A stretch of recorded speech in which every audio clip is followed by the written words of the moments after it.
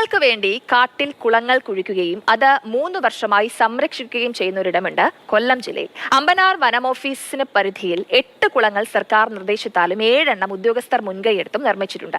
ആനയടക്കമുള്ള മൃഗങ്ങൾ ഇവിടെ കുടിവെള്ളത്തിനായി ആശ്രയിച്ചു തുടങ്ങിയതോടെ മേഖലയിൽ മനുഷ്യ വന്യജീവി സംഘർഷവും കുറഞ്ഞിട്ടുണ്ട്.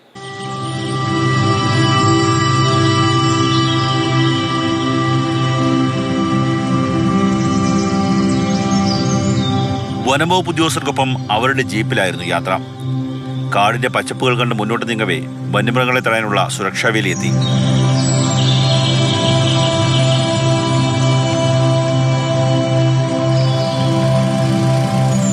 മുന്നോട്ട് പോകവേ ഞങ്ങൾ സഞ്ചരിച്ച പാതയിലൂടെ ആന കടന്നുപോയതിന്റെ തെളിവുകൾ.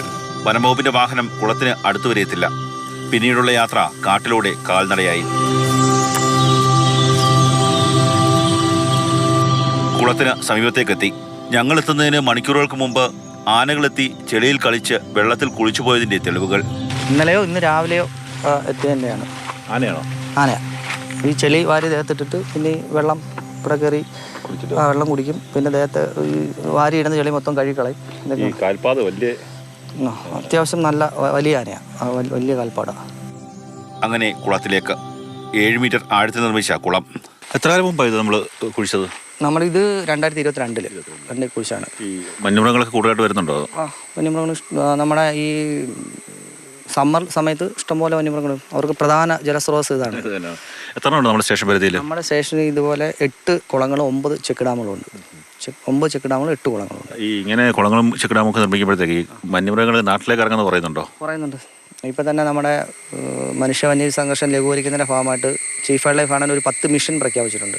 അതിനകത്ത് ഏറ്റവും പ്രധാനപ്പെട്ട ഒരു സംഭവമാണ് mission food fodder and water എന്ന് പറയുന്നത്. അപ്പോൾ അതിൻ്റെ ഭാഗമായിട്ട് ഈ കുളങ്ങളെല്ലാം നമ്മൾ നവീകരിച്ചു. പിന്നെ നമ്മൾ കുറേ കുളങ്ങൾ നമ്മളല്ലാതെ എടുത്തിട്ടുണ്ട്. ബ്രഷ് ഷൂട്ട് ചെക്ക് ഡാമുകൾ നിർമ്മിച്ചിട്ടുണ്ട്. അതിൻ്റെ ഇപ്പം നമ്മൾ ഈ വന്ന സ്ഥലം ഓലപ്പാറ എന്ന് പറയുന്ന സ്ഥലം, അത് മനുഷ്യ വന്യജീവി സംഘർഷം ധാരാളമായിട്ടുള്ള ഒരു ഹോട്ട്സ്പോട്ടായിട്ട് നമ്മൾ എടുത്തിട്ടുള്ള സ്ഥലമാണ്.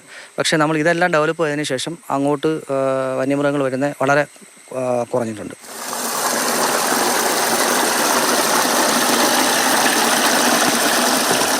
ഈ സ്റ്റേഷൻ പരിധിയിൽ 8 ഇത്തരത്തിലുള്ള കുളങ്ങളുള്ളത്. മാത്രമല്ല അല്ലാതെ നമ്മൾ സ്വയം നിർമ്മിച്ച ചെറിയ ചെക്ക് ഡാമുകളുണ്ട്, 10ഓളം കുളങ്ങളുണ്ട്. അങ്ങനെയൊക്കെ ആ കാര്യങ്ങളെല്ലാം തന്നെ കൃത്യമായി സംരക്ഷിച്ചു പോകുന്ന ഒരവസരം. 2022 തുടങ്ങിയ പദ്ധതി വിജയകരമായി തന്നെയാണ് ഈ സ്റ്റേഷൻ പരിധിയിൽ മുന്നോട്ട് പോകുന്നത്. ക്യാമറമാൻ ഷാനവാസ് പരീദിനൊപ്പം കണ്ണൻ നായർ, മാതൃഭൂമി ന്യൂസ്, കൊല്ലം.